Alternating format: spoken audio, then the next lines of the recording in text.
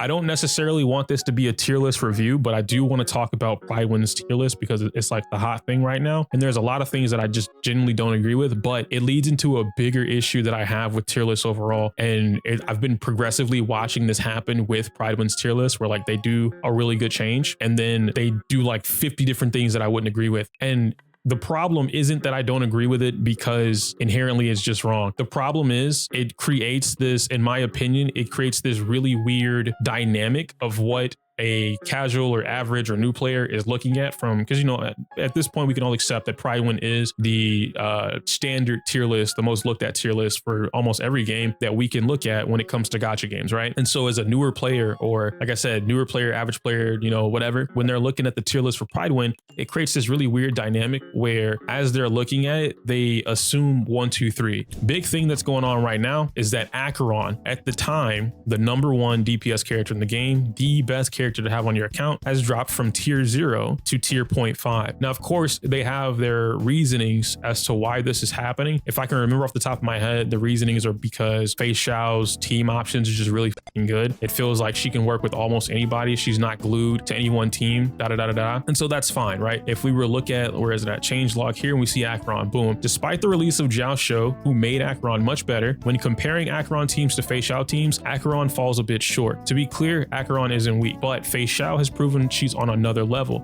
not in just one, but multiple teams, allowing her to clear MOC stages effortlessly. Even without her best support, Robin, you can still use Bronya. If you don't have Topaz, you can use Mose or even March Hunt. Acheron has options as well, but those options aren't as potent as Feixiao.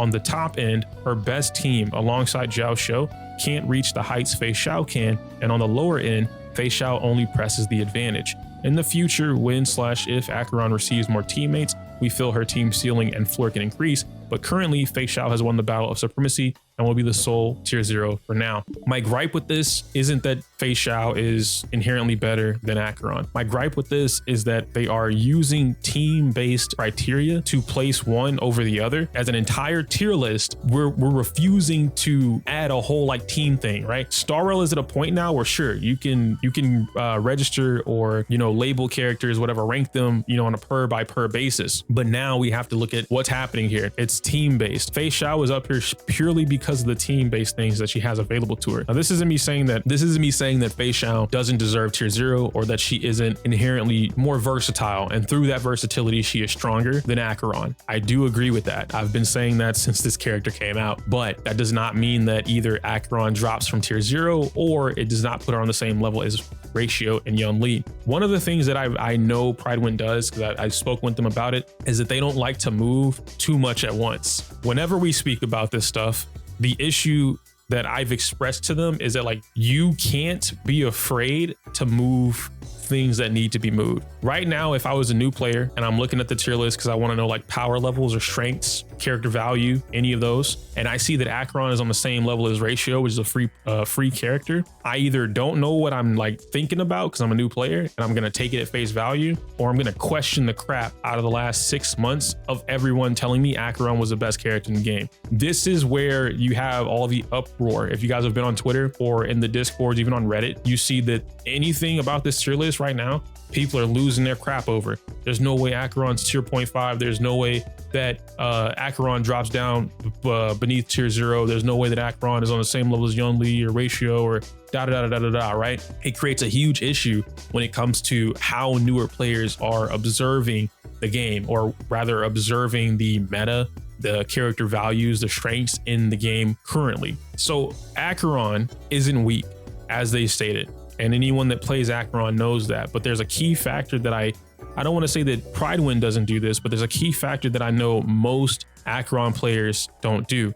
And they don't play Acheron's game. What I mean by that is they find ways to essentially cheat the system when it comes to this character. Ideally, what ends up happening when someone's playing Acheron here, let's use when you see Acheron and you're building a team, okay? So Acheron's your main DPS character. This is what falls under like hyper carrying, okay? Boom. What's gonna happen here is you're gonna have someone tell you to build a team like this. Where are they at? 1, 2, where's baby girl? 3, okay? 1, 2, 3, 4, and then where's she at? I'm looking for Pela specifically. Pela, and then maybe Jiao. We're not going to include Silver in this simply because Silver is one of those infamous characters that, you know, is a hit or miss for a lot of different people. And I really don't feel like having that argument in the comments right now. Why can't I find, I have to be blind. Chat, help me. I'm blind.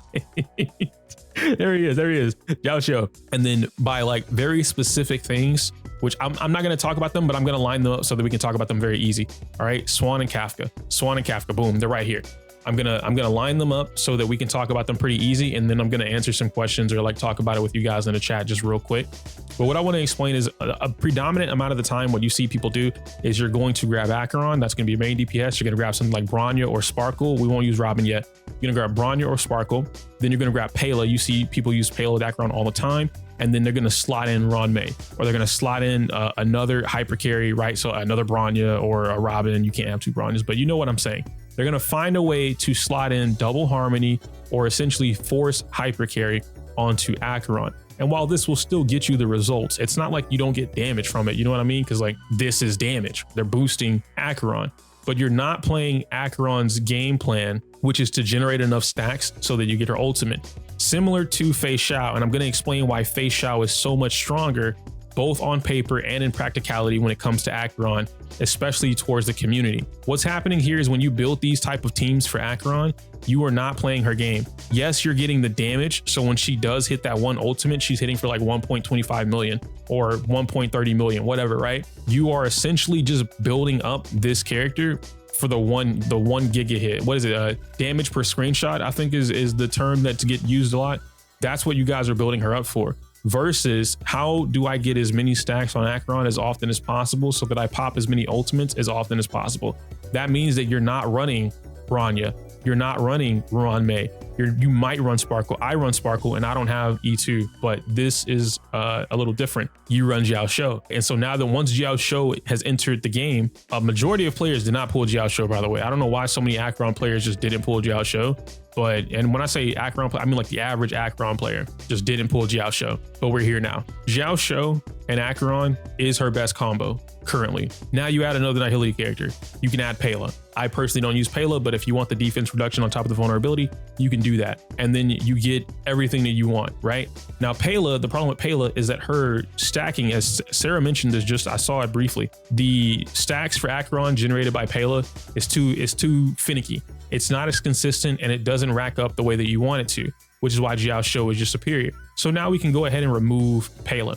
Now what do we do in this scenario? Me personally, if I want to rack up the amount of stacks as fast as possible, my next two characters would be Swan or Kafka, and it's one or the other.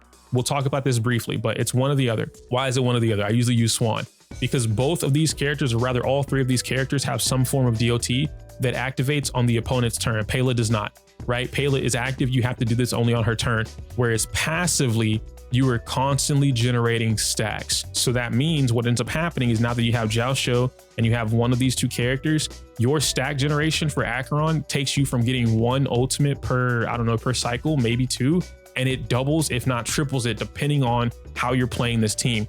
These characters are cracked. So when I look at like, oh, Acheron is this way or her team performed this way, you are not playing Acheron the way she wants to be played. You are playing Acheron the way you want to play her that fits your current standards or your past standards of essentially hyper carry. And so now it's here. If we were to take this and we added in Robin over Sparkle, you almost triple this. It's insane the amount of crap you get from this. You start adding in vertical investment, E1 here, or S1 here, S1 here. There's a bunch of different things that you do for an Acheron team that keeps it at the top. Acheron team is still arguably number one. Well, it's not number one anymore, but it's top three. It's flat out top three. If any of the Acheron teams that don't include Pela is top three, I'm just gonna point that out. It can't include Pela. Now, if you remove Xiaoxiu for whatever reason, you now use Swan and Kafka. And this is what's called Acheron. The reason I'm taking so long or taking a lot of time to explain this is so that like some of my newer players that don't know a lot of this information, because we just don't teach it to them anymore, it's so they understand why these things are being looked at the way that they are. Acheron is DOT plus Kafka, or my bad, not Kafka, plus Acheron. You don't really care about the damage per se, but it's passive damage and it's aggressive damage. And then you have Acheron who takes advantage of that. Hey, Swan's Arcana just triggered. Okay, that's a stack. Oh, you did a basic attack. Kafka gets her little gunshot. Okay, that's another stack. Kafka gets to go again. Okay, that's another stack. Kafka's DOT triggered and then Arcana triggered on this other enemy when it was their turn. Okay, that's another stack. Boom. I have all 9 stacks. I'm gonna pop my ultimate right now. Entire wave is cleared. Damn, it's my turn, or the new wave comes in. Acheron's passive activates. Kafka's passive activates. There's so many things that happen within a short span of time that keeps the stacks going. Acheron is a stack generator, and that's why her teams need to be built around generating stacks, not around her damage and like, how do I make damage per screenshot, right? How do I get the highest damage per screenshot? No, you can still hit your 1,000,000 damage by breaking up how many times you do an ultimate. One ultimate that nets you 1,000,000 damage versus 5 ultimates with a consistent flow of damage that gets you anywhere from like 400 to 500,000 per ult is significantly better than the 1,000,000 damage, okay? Because it keeps everything going. Now, comparing this, or I guess before we jump into the comparison, let me kind of go through chat. What do we got? You got to realize most of these players you see on Twitter are character stands who can't bother giving fair criticism to their favorite. Phantom, you're right, but like I like to give people the benefit of the doubt, to be fair. That's really all it is. You have none of the other limited nihilities. Bostra, why? What about Gwenithan? You could try and use Gwenithan over Xiao, but it works similarly, but Xiao is just a little better, or a lot better in this case. Put Arlen in S tier for one of them for me, yo. Rune, this isn't a tier list. I'm just explaining team building as a whole. Black, what'd you say? Problem with this team is that its damage has no room for improvement from additional units. Outside of Eidolon's, Dotcron is squishy as fuck too, so your sustain is working overtime. So this is where you get into the concept of changing, and I have a video for this specifically, but we can talk about this here. Your sustain is not static. This is a very important thing that I really want to like push the agenda of. And again, I'm going to make its own video for it. On your team, your sustain is not static. The only team that maybe has a static sustain is Aventurine. Like, follow up with Aventurine because it's just too fucking good. He's too good. If I'm playing Acheron, right? So 1, 2, 3. And you say that my room for improving my damage is glued to, what'd you say, Eidolon's? Its vertical investment is what's, yeah, outside of Eidolon's. Swan's E1 is busted as shit. Kafka's E2 is nasty, specifically for her, but it improves her significantly. Acheron's E2 would make it so that you don't need any of these two, right? You only need one, which in this case, I would probably just keep Swan, but you could take your pick, doesn't really matter. And now you can bring in Robin. But Robin herself is so strong and she's advancing everyone forward that I can remove Kafka. And now I can bring Robin. Now what this allows me to do in the event that I really wanted to improve everyone else's damage is now I can find a sustain character that significantly helps me get what I want. What sustain characters are going to help me get what I want? If we're still including S1, which you should be pulling light cones, that like light cones change builds completely. Standard, free to play, boom, Gallagher. You play Gallagher correctly and not like an idiot. I'm not calling you an idiot. I'm just saying if you play Gallagher correctly, that's the team right there. You're good to go. He gives you stacks. She advances everyone forward. She gives you stacks. She gives you passive stacks. She gives you stacks. You repeat the process and you keep it going. But let's say you want something a little more aggressive. Well, you have Aventurine as an option, and then where's she at, which so many people skipped, and I feel bad for y'all, but like it is what it is. You have Lingsha. So if I didn't want to use Gallagher and I brought in Lingsha is just better Gallagher, and then I still have burns, I still have passive stacks, and I have, if I wanted to play follow up, she can do that as well. Lingsha is amazing. I'm almost content with saying she is a better sustain than Aventurine. It's really hard for me to say that without like pushing her to the limits, but from what I've tested so far, she is neck and neck right now. This character's cracked. This character's 100% cracked. So when they're investing, and no, I get what you're saying, Black, right? Like it's harder to look at it from that perspective, and that's why I'm explaining this kind of stuff with your sustain isn't static. The reason I'm explaining it that way is because when you're building out Acheron, or any team for that matter, this is, how do I put it? Star Rail has team archetypes and they have really strong teams, but these teams aren't the only teams. If I wanted to play Acheron and I needed a sustain for whatever reason, like I can't play it without, I have options. Let's say that I'm playing Acheron and I'm willing to physically, I was gonna say like, yeah, sustain Ron May, right? Let's say I'm playing Acheron and I'm hitting really hard. I have an E1 Swan and I have everyone's signature light cones. So my team hits really fucking hard. I can't include Ron May sustain. Slow May, boost the entire team, everything dies. I could do that if I wanted to. Let's say that I didn't want to do that though, and I just wanted to invest in everybody else. E2 Acheron, because I know Acheron's cracked. I went for E2. Okay, well, I can take one of these characters out. I can put in Robin, and then I can bring up Linksha, and I keep everything going. Or if I had a Venturine, I could bring up a Venturine. You know, little things like that. I could remove this and add Xiao Shou. And now instead of me needing to boost my characters, I can weaken my enemies. You see what I'm saying? Like there's so many different options that you can do when it comes to team building in the game that the average or newer player, it just doesn't cross their mind. All these 4 stars in the game have something unique to them that can be used, but because all we're doing is like, oh, what's the best Blade team? And I'm gonna tell you some fucking, I don't know, dude, Blade, Ho-Oh, or Locha, right? We'll go with Locha. Where's Bronya, and then freaking Jing Liu or another advanced forward, right? Like, I don't fucking know, man. I might put Mei on the team, right? Just because, and then I'll tell you like, Boot, this is the best Blade team. All Blade users should run this team and only this team. I'm not explaining to you why these people are on the team. I'm not telling you why Luocha's on the team. I'm not telling you why Bronya's on the team. I'm not telling you why Mei's on the team. I'm just telling you this is the best team. As a newer player trying to learn the game, you need to be asking why to every fucking thing. Like if you watch this video and you're a newer player or like, you know, becoming a newer player or whatever, you're learning, spam why. If I didn't explain it, ask me why. If you're watching someone else's video and they didn't explain shit, ask them why, and ask why and get a real answer. Don't accept answers because it is. Oh, because it's just the best, bro. Like, just run it. No, learn why you're doing things, man. Like, it's just fucking life, dude. Ask why. Why is 2 + 2 2? Fuck. Why is 2 + 2 4? You know what I'm trying to say? Think critically, yes. But that's Blade. All right, we're not gonna talk about Blade any more than we have to. That's all I'm like kind of getting. Yo, no, don't clip it. Don't clip it. No. That's all I'm getting at, right, guys? Now, if we were to round this up and let's compare Acheron to Firefly, or fuck, not Firefly, Feixiao. If I'm doing this and I'm gonna compare this to Feixiao, let me just bring her up to the top. Feixiao is our main DPS unit, so now we can start building into Feixiao and we start playing the same game. Feixiao is also a stack generator, but the way she generates her stacks is a little different. It's based off people attacking. The reason her team options are so open is because it's not glued to like, I need Annihility or I need them to do a follow-up attack. Feixiao is just straight up, did my team member do an attack? Yes. Okay, I'm gonna do it. Did somebody else on the team do an attack? Yes. Okay, I'm gonna do it. Now, let me explain why Feixiao is just superior, right? She's on top.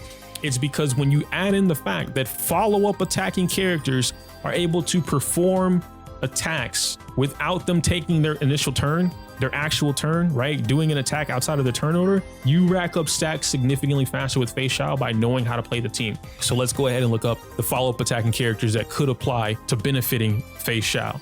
We're gonna grab Himiko, we're gonna grab where we at? Topaz, of course, baby girl. I'm never gonna forget you. We have, I'm missing some, obviously. March 7th, Yun Li. Surprisingly, people don't think that's the case, but it is. We have Jade. Gonna grab Bronya because I know she's there. Clara, you're right. Clara, baby girl, we can bring her in here. Who else am I missing? Am I missing anyone else, chat? Any other follow-up attacking characters that would work? Ratio to an extent could work. I would not do that, but if you want to do it for Mosaic, yes sir. Venturine, we're gonna put him in here in a bit. Blade, you could even rock Blade. Kafka, I guess if we have Blade, we're gonna have to put Kafka in there. Herta, technically Herta could work, but it's not consistent enough. It's not consistent enough that I want to do it. So Luca, now that I've explained all of this, right? The fact that each one of these characters has their own attack and then they have something else that happens outside of their turn order. Now you get to dictate how you want to build this character or play this character based around Feixiao. And what's really cool about Feixiao, similar to Acheron, Acheron boosts herself by having the 2 Nihility units on the team, right? So Nihility unit on the team, I get significant damage increase. Feixiao just boosts herself. Like she doesn't need anyone else on the team. Like, hey man, I'm going to boost my own damage. My attack percent, I'm increasing that. My damage percent, I'm increasing that. My speed, I'm gonna hold that. She's helping herself. She's a way more self-sufficient character. And because she's a more self-sufficient character who boosts her own damage or boosts her own proficiency, this turns into open opportunities for the rest of your team. Now what it allows you to do is build this team, not specifically around Feixiao, but around how do they play together in order to get the maximum output of damage or the maximum performance output? Now, obviously, I'm gonna tell you go Topaz. That's my girl, right? But let's say that you were looking for, we'll put them in like pairs. Topaz and Mose work very similar. No, I didn't forget Aventurine. I just haven't done sustains yet. I left the sustains out for now. We're gonna talk about that in a bit. So let's say you have Feixiao, Topaz, or Mose. And technically all three of these work together because Topaz acts as your, not only does Topaz act as your secondary damage dealer, she also works as your debuffer for all follow-up attacking characters because of Numby. Mose just completely leaves the field, so he's good to go. You don't have to worry about him. And then you could also bring into the fact that you have Mei. You guys have ads? Okay, we're gonna wait, pause. As I was explaining, these two can work together alongside Feixiao, but my point being is that Feixiao's team works together. No matter how you build it, as long as you build a proper team, they all work in tandem with one another to benefit the rest of the team. Topaz is going to be your staple here, but if you don't have Topaz, of course you can use Mose. They kind of work similarly. March 7th can work the same way that Himiko can work, the same way that Jade can work.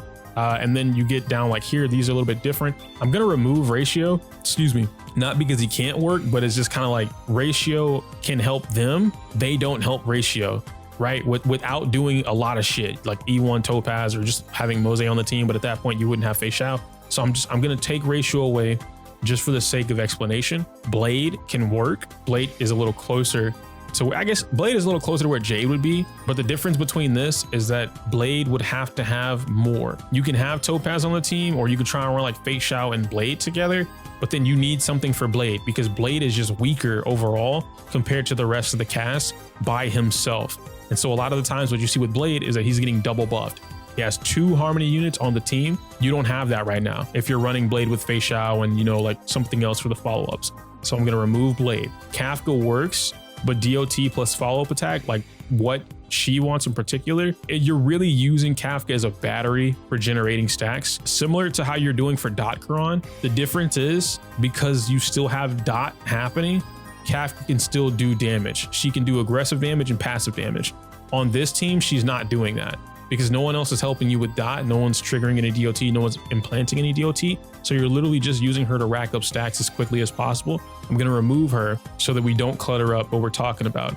So as far as all your options go, these 4 are definitely going to be your best. Now you get into a little bit of a nuanced take, right? A little bit of a more niche thing where you have these 3. Counter type, which is Yun Li and Clara, and then you have Himiko. Himiko focuses on break. The reason this is so good is because not only does Feixiao have colorless breaking, but she also breaks insanely fast compared to a lot of other hunt characters in the game. On top of Topaz having Numby and the gun, literally the Blicky, all right? On top of that, these 2 together break really well. If it's weak to fire, bringing Himiko means that you can break even better or break even faster. And you can now mix archetypes. Something really cool about Himiko that a lot of people really don't focus on is the fact that she can run super break, she can run crit builds, right? So like your hybrid stuff. So it just works in your favor tremendously.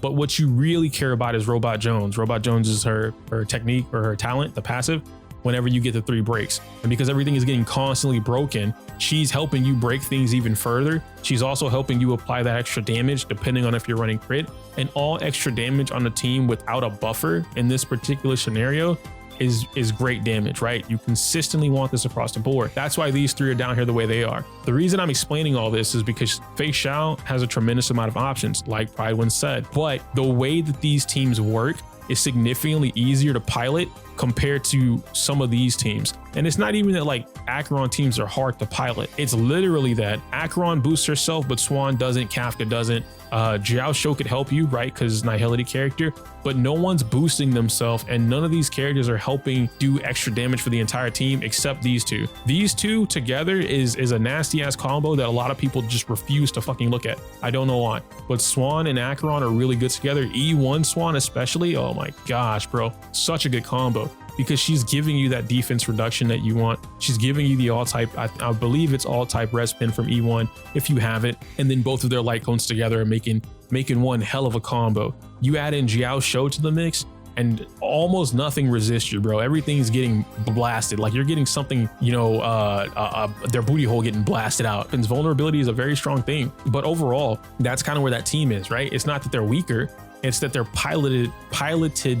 You pilot them differently. That's what I'm trying to say. Now we get into Feixiao. You can add any Robin or Bronya, right? You still have room for your Harmony unit. But the key difference here is, again, I now have options. Let me bump these guys up real quick. Where are my Aventurine and my Lingsha?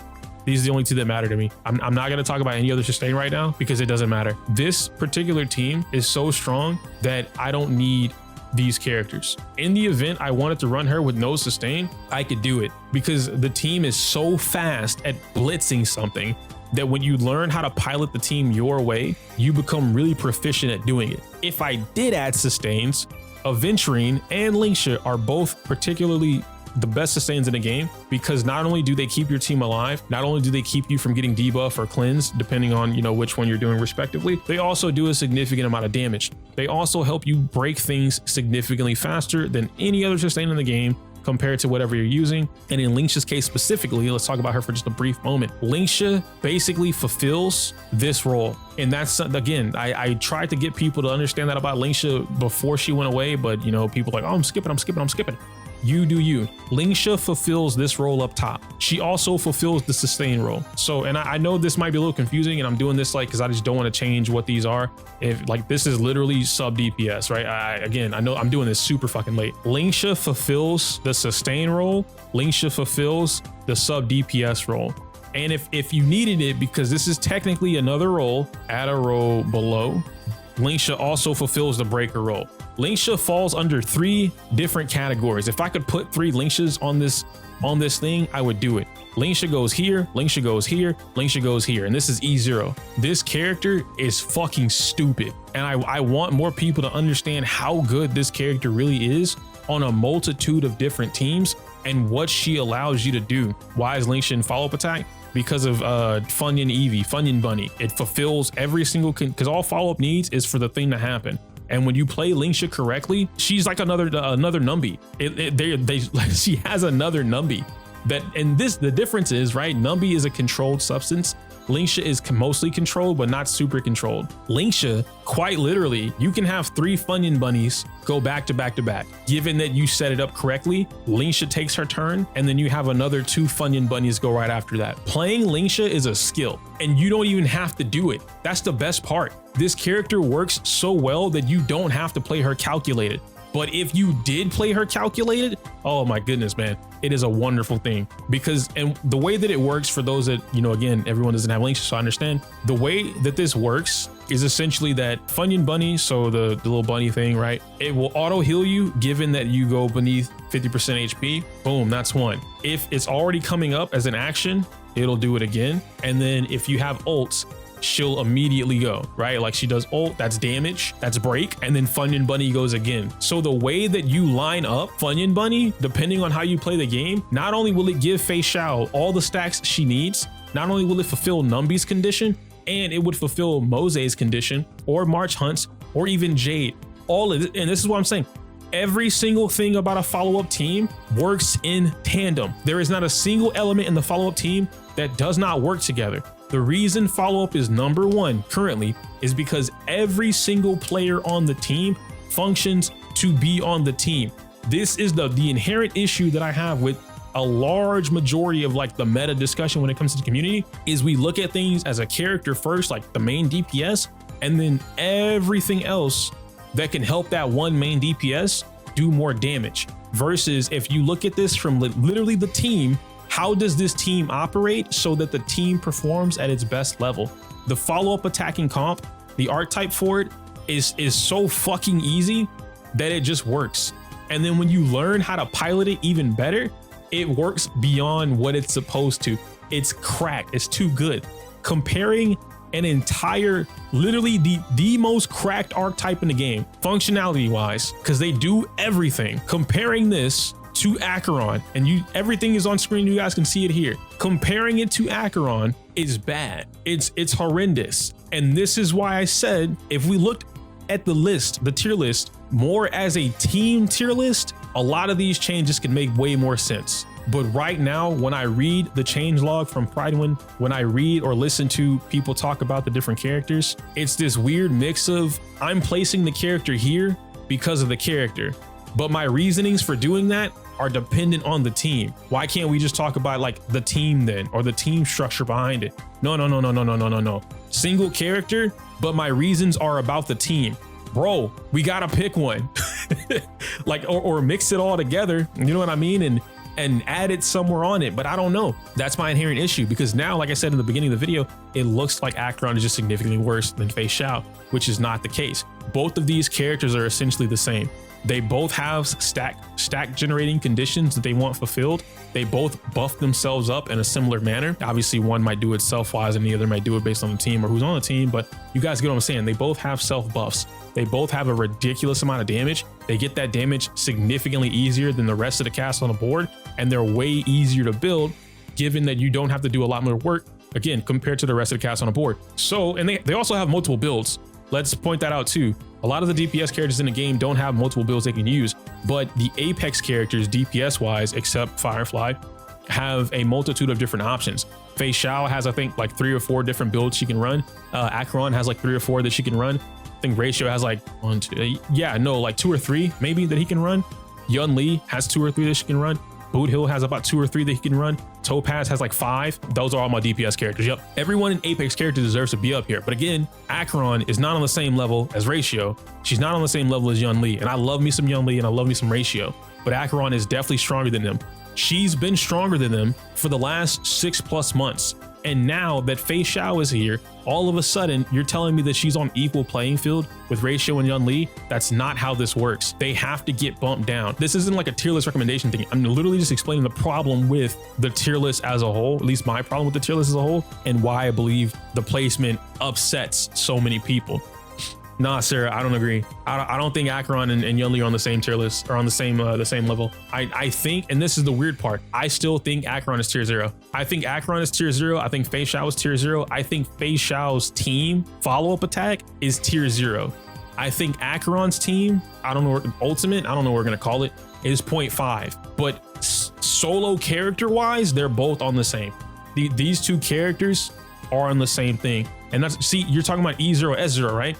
The same thing that we're talking about now is like, why are we basing or using the criteria of E0, S0 traces at 888 versus what these characters are clearly meant to do beyond that point, right? Because like, even if we took out the whole signature light cone thing and we left it alone for whatever reason, we're removing half the character's kits, or like things that are a part of that character, I should say. It just feels weird. But I understand that, you know, they're trying to reach a larger audience. They don't pull the light cones, they're not pulling Eidolons, you know, they don't even have all the characters. But it's very misleading looking at it from that perspective, where it's like, hey, Acheron or Feixiao is tier 0, no light cone. Acheron is tier 0 prior to this change, no light cone. Yeah, but you need a lot more. And that's not what's being explained, right? Acheron at the previous point before this was changed was tier 0. And I'm going to assume the light cone being used at that time was going to be Goodnight Sleepwell S5. Goodnight Sleepwell S5 doesn't put her on tier 0 levels. The team you build plus Goodnight Sleepwell will keep her at tier 0 levels. But that's not the thing that's being explained on the tier list. So now more new players or the average player look at it and then they parrot the wrong thing. You have a lot of people now, like even on Twitter, or like I said, the Twitter, the Reddits, the Discords, whatever, they parrot like, oh man, Acheron's tier 0 because da da da da da da. And it's like, do you know the criteria around what you're talking about, which is usually the Prydwen tier list? Nope. And that's the problem. Anyhow, guys, let me know your thoughts and opinions on this entire debacle, if you will. Again, this isn't about the tier list. That's why I didn't go over the tier list. I know it was a long video, but I really needed to explain Acheron team and then Feixiao team and why these two in particular are so competed against, right? Or combated against one another, especially right now with the changes to Prydwen's tier list. I will talk about the Prydwen tier list as a whole because there's a lot of things that I just don't agree with, but we will talk about that possibly with some other guests if I can get everybody included, you know, round up. But as of right now, I just kind of wanted to get that out there and, you know, throw it on the board. Anyway, like the video, comment, subscribe, all that fun stuff. I can't say my usual outro because it's inappropriate for YouTube. Smell you later.